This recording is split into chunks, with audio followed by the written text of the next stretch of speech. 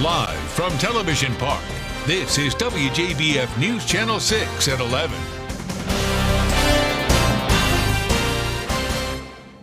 Good evening, I'm Denise Jefferson. Brad and Jenny have the night off. Thanks so much for joining us.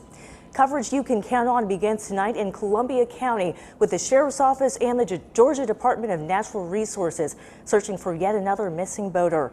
It happened today at the Lake Springs Recreation Area near Appling at Clarks Hill. Investigators say the possible drowning victim is a male. No foul play is suspected. The search is set to resume tomorrow.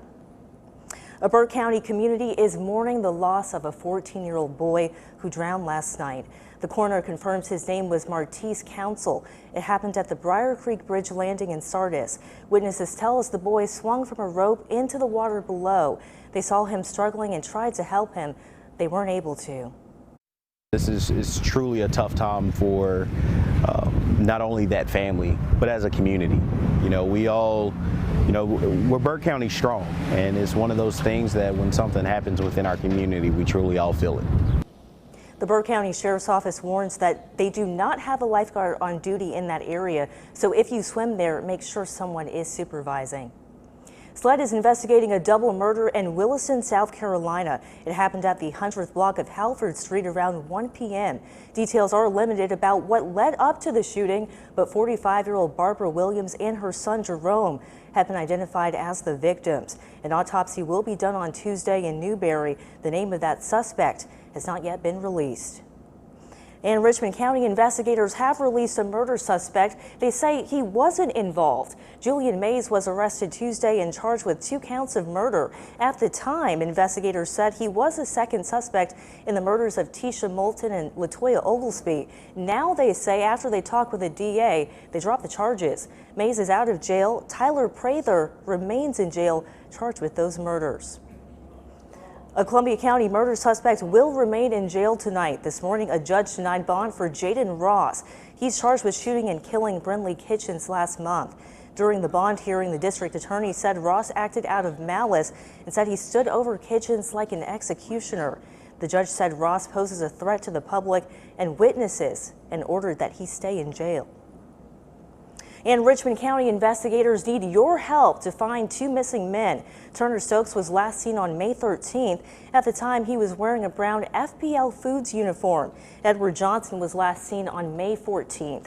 Johnson last seen driving a silver Nissan Titan truck with the Georgia tag number CBT 2953. Investigators believe the 2 may be together. If you know the whereabouts of Stokes or Johnson, please call 706-821-1026 or 821-1080. Well, Janice, it's great to see you tonight, and it's great to see you as well. Welcome to Friday. We made it to the weekend, and what a pretty day today. It was warm, but at least the humidity held in check. Tonight, just a few high clouds out there. Well, you do the 2-state view, and high pressure overhead. High pressure is going to be our friend, so we need to get used to it, make sure that he's comfortable, because he's going to make us a little uncomfortable as we get into the next few days. Our high temperature 90 today. Average high was 87. We started off this morning at 53, so that is certainly a cooler low, but it's dry air. So dry air heats up quickly, cools off quickly. So although we'll be warm the next few days for sure, humidity will be held in check. Look at Aiken tonight, all quiet.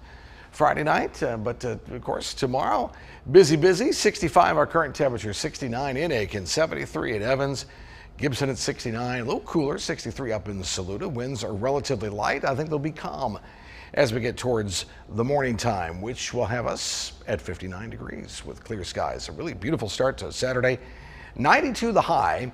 Again, it's relatively dry air, so it'll be a little warmer tomorrow than we were today, but check out Sunday at 98. Yes, that will be hot for us, and it's just going to get hotter. Yeah, I'm talking about 100-degree temperatures as we get the next week, so we'll be flirting with the records.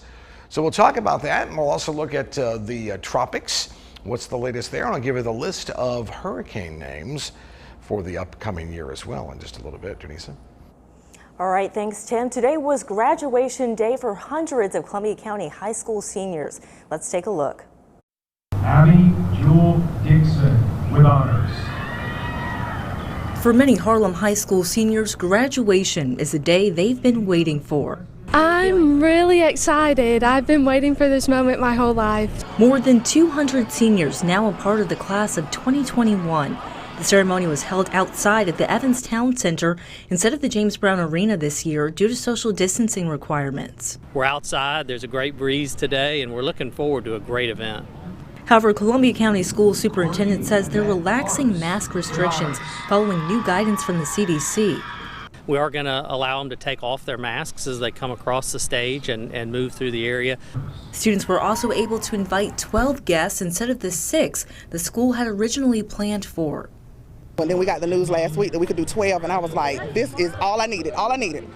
I mean, if we can't figure it out with 12, that's fine, but at least we get grandmas and uncles and things like that. For this proud mom, the extra guests made the day even more special.